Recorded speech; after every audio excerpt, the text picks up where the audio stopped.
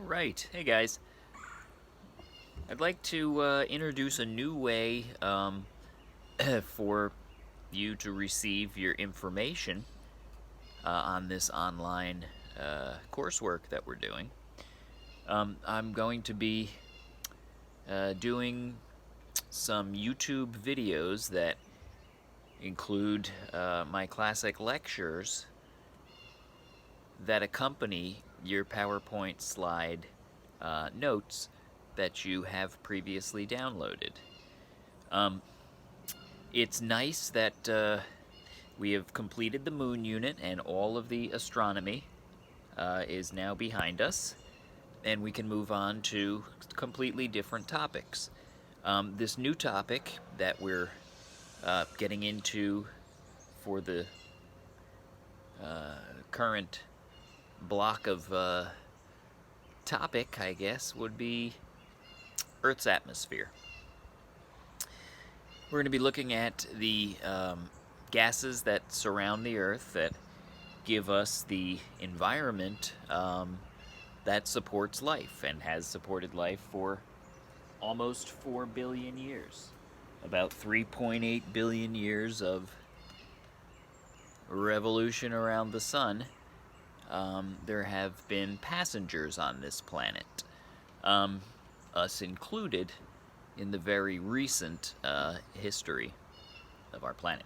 So, you have hopefully already downloaded and saved and looked over the small collection of PowerPoint slides labeled Earth's Atmosphere. And I included just 8 slides in this section, as it's an introductory piece. I'd like to be able to convey to you some of the nuances or finer details surrounding each one of the slides and each one of the points on the slides, so that you have a little bit more of a personalized and expanded understanding of what these slides are intended to deliver. Just like in class, when I have a PowerPoint presentation up on the overhead, I discuss, the general topic and the specifics of each slide, while you, either write them down in your notes or read them and keep them in your photographic memory.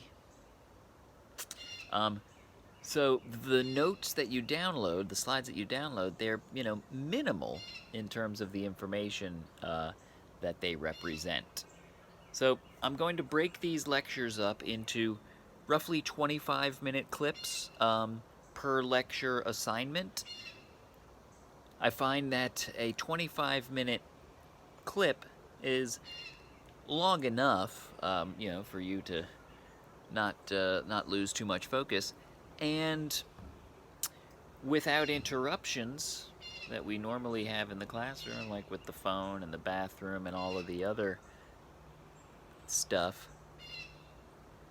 We really only get 25 minutes of my input in that 90-minute period.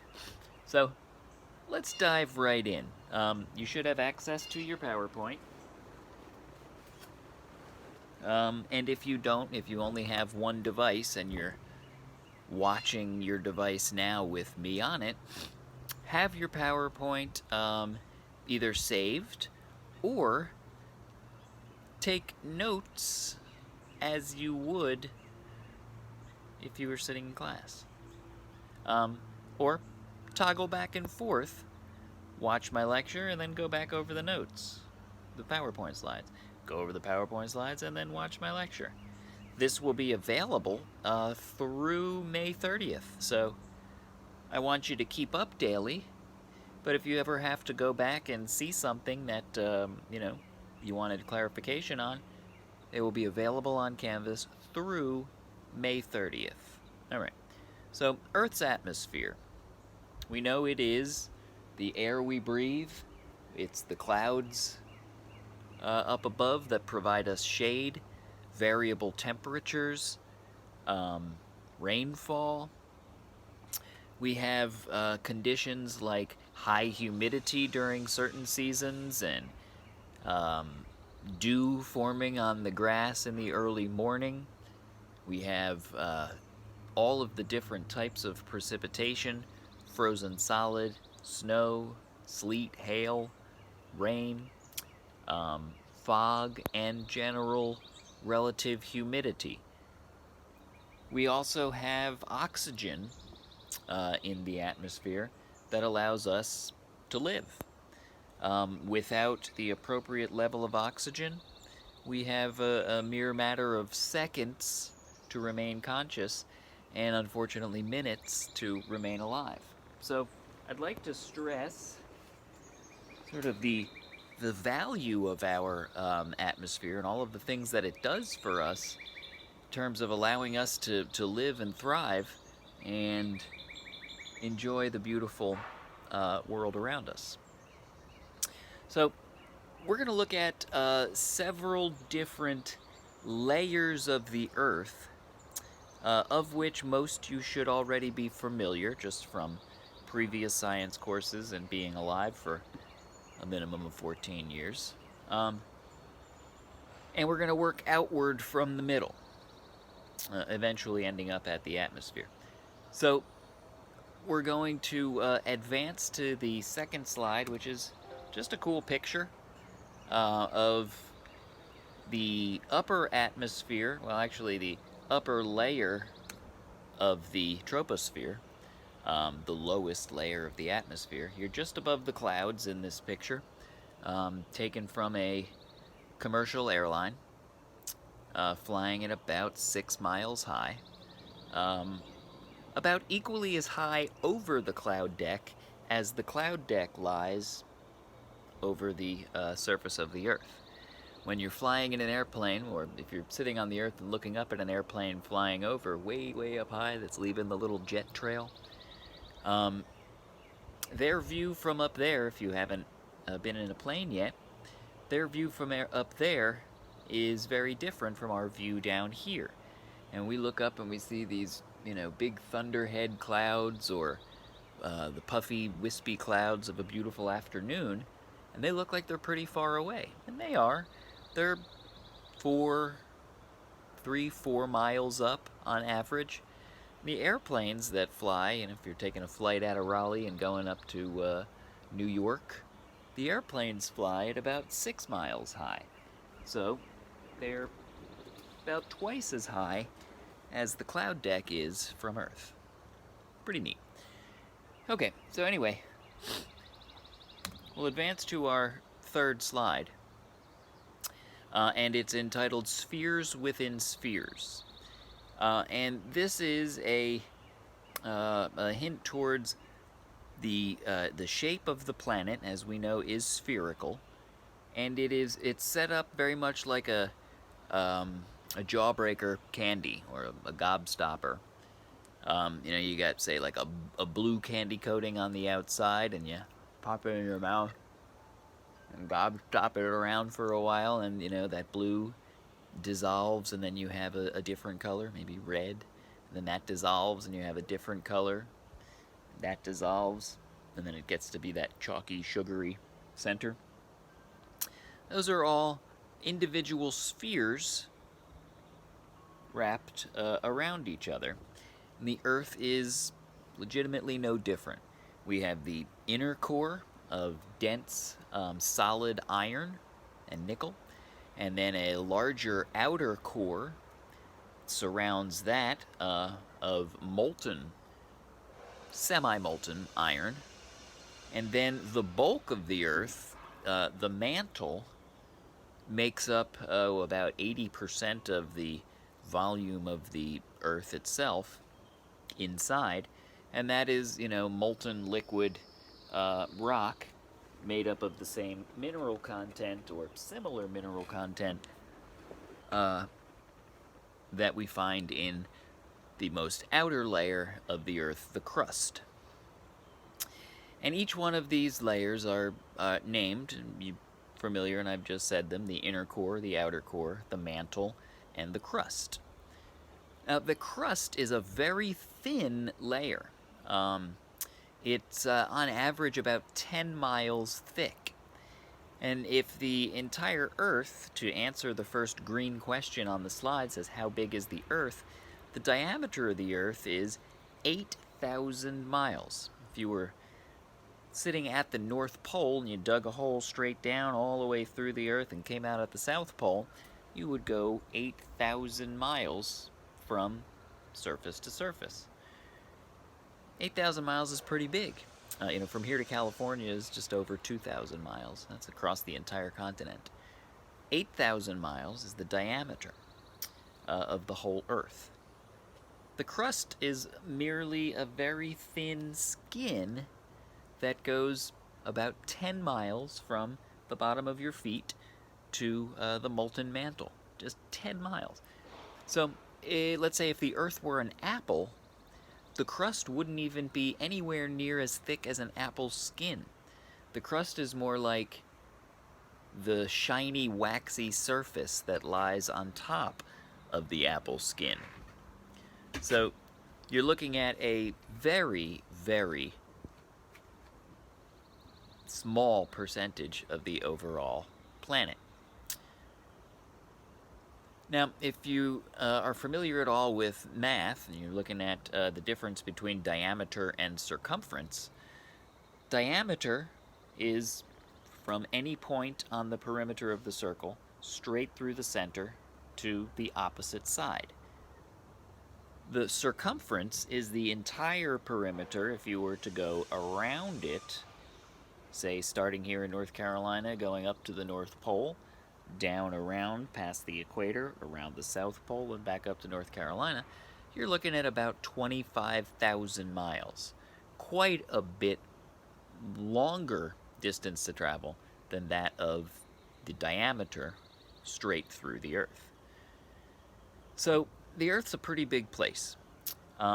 We're spinning around our axis at a rate of 1 full revolution in a 24-hour period. And if the circumference of the Earth is 25,000 miles, and we travel around one whole circle in 24 hours, we're actually rotating at just over 1,000 miles per hour eastward.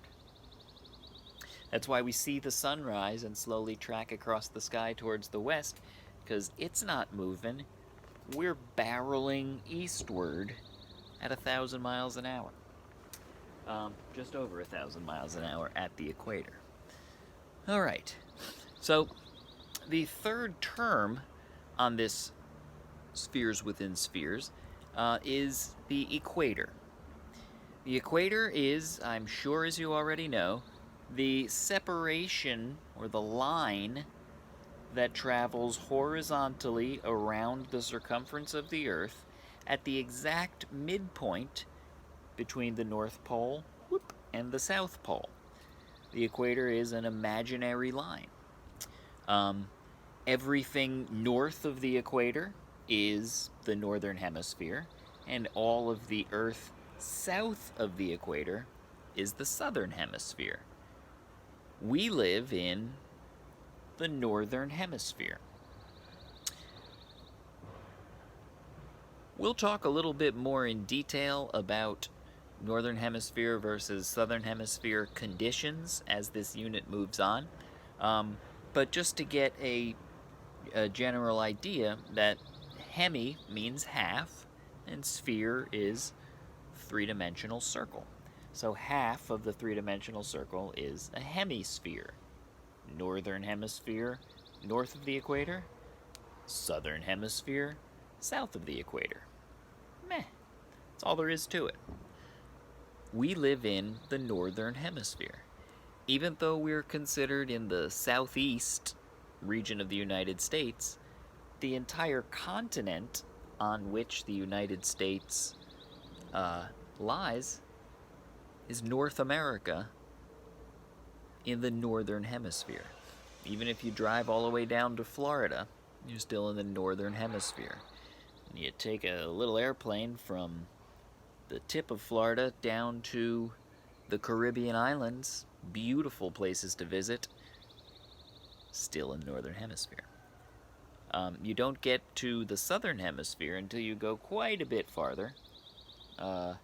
Almost twice as far as we are from the North Pole. Well, almost the same distance that we are as from the North Pole lies the equator. It's pretty far away. When you hit the equator and you continue to travel south, all of the weather patterns and all of what adds up to climate sort of works in reverse. That's a little foreshadowing. Okay, so we're in the Northern Hemisphere. I'm going to advance the slide, and you should too, to the fourth slide, which should say Land, Water, and Air as a title. And I'm just going to give you the basics on the spheres. Land, water, and air. There's a land sphere, there's a water sphere, and there's an air sphere. Obviously, in science, we don't call it the land sphere or the water sphere or the air sphere. We have to make it a little more complicated. But it's not much more complicated. It's just new terminology. Okay? It's easiest to start with the land because we're all on it right now. The lithosphere is the land. It's a sphere because it encompasses the entire Earth. There is land on 100% of the globe. Even underneath the oceans, there is land, and it's not very far down underneath the surface of the ocean. So, lithos is the prefix for rock, and sphere, as we know, is three-dimensional circle. So, the lithosphere is literally the rock circle. The rock sphere, the crust, the shell, the hard part of the Earth, it covers the entire Earth. The ocean floor is oceanic lithosphere, and the continents are just a little bit thicker, a couple of miles, 2 miles at most, in most cases, 2 miles thicker than the oceanic crust. So they stick out just above the surface of the ocean. It's how we have land. If you have ever seen measurements like at sea level is where the ocean meets the land, and all of the continental land gradually goes up in altitude to most places only a few 100 feet up in altitude. Denver, Colorado is the Mile High City, named that because it is about 1 mile up above sea level, and that's in the Rocky Mountains. So even the mountains that look so huge in pictures or in person are actually quite small in the overall picture of the Earth. So the lithosphere covers 100% of the Earth. It's split up geologically into oceanic crust and continental crust. And I know you have all mentioned to me during some other interactive lessons while we were in class, you all mentioned or note that most of the Earth is covered by oceans. Most of you know it's around almost 3/4 of the Earth is covered by oceans. It's 71% specifically. 71%, just short of 3/4 of the entire surface of the Earth, is underwater.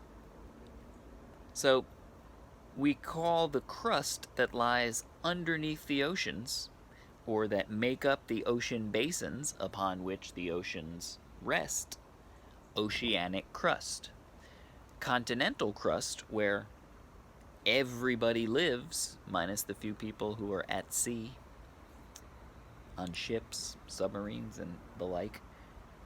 Just about everybody else, the other 8 billion people that live on the planet, live on 30% of the land mass, or of the lithosphere of the Earth. So, technically 29%, but, So 30% is continental, and 70% is oceanic. 30 and 70 add up to 100. So 100% of the Earth is covered in rock. 70% of that rock is underwater. 30% is thick enough to stick out of that water. All right. I advanced the slide one more, and the title is still Land, Water, and Air. And we're going to be looking at the hydrosphere. This is the water sphere. The water sphere is not, or excuse me, the hydrosphere is not as clear cut as, say, the lithosphere is. Because water at Earth's temperatures can be in the three most common states of matter: liquid, solid, and gas. Between the temperature ranges of 0 degrees Celsius and 100 degrees Celsius, you can experience water in all three phases. Water freezes at 0 degrees Celsius and boils, vaporizes at 100 degrees Celsius. Fahrenheit conversion: water freezes solid at 32 degrees Fahrenheit and boils at 212 degrees Fahrenheit.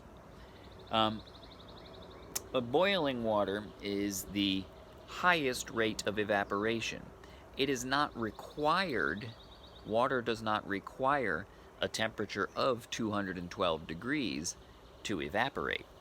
You notice if you leave something outside with water in it, or it rains in one of your flower pots outside, they do dry out relatively quickly, especially if they're in exposure to direct sunlight.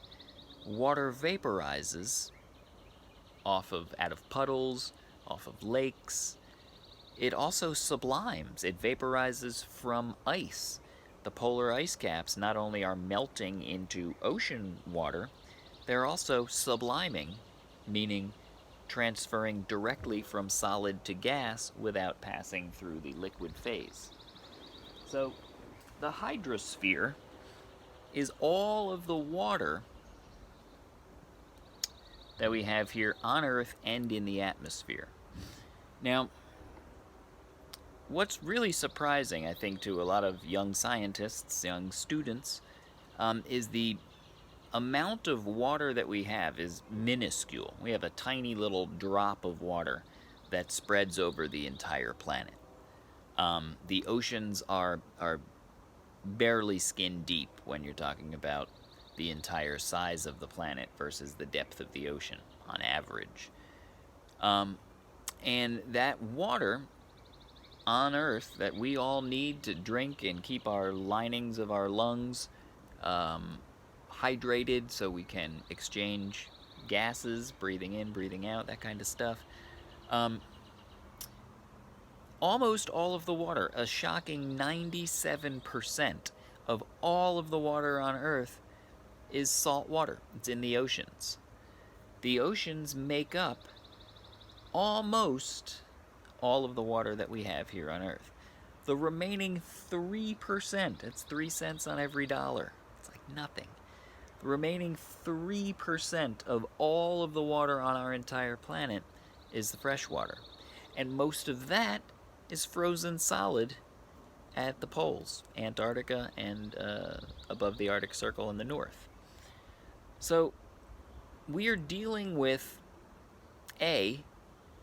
only 3% of all water on Earth that's available to us, and B, 85% of that remaining small amount of water that's not salt water is frozen solid. So in the grand scheme of things, we actually have access to less than 1% of the water that's on this planet. Less than 1%. We've never had access to any more than 1%, ever. That's not something new. But it's kind of crazy that the amount of water we have is so limited. And that's another reason why we have to be careful about conservation and prevention of polluting or tainting our freshwater supplies. So it's something to really be mindful of. Where does agricultural runoff end up? What happens when you dump a chemical into the ground? Sure, it looks like it soaks in, it percolates, it goes away, but it never really goes away. It goes somewhere, and more often than not, it seeps into our groundwater, fresh water, available for drinking and other use water, and poisons it. So we'll look at some of the conservation aspects a little further down the road. I want to keep this under 30 minutes, so our last slide of today is land, water, air, where I introduce the definition of atmosphere. And most of the rest of the unit will be focusing on characteristics and aspects of the atmosphere, weather and climate that we see as a result of conditions of the atmosphere. So the atmosphere is the envelope of gases that surround the Earth. And there will be much more about this to come. I hope you found this lecture somewhat informative, and you may have learned a little something. And as I stated, it's going to be available legitimately until school gets out in the summer. So you can review it as often as you would like. All right? Keep logging in, keep doing what you're doing. Try to keep up with daily work. At least read the announcements of each day. See what you're supposed to be doing. And as always, contact me if needed. I'm available from noon to 3, Monday through Friday. Talk soon.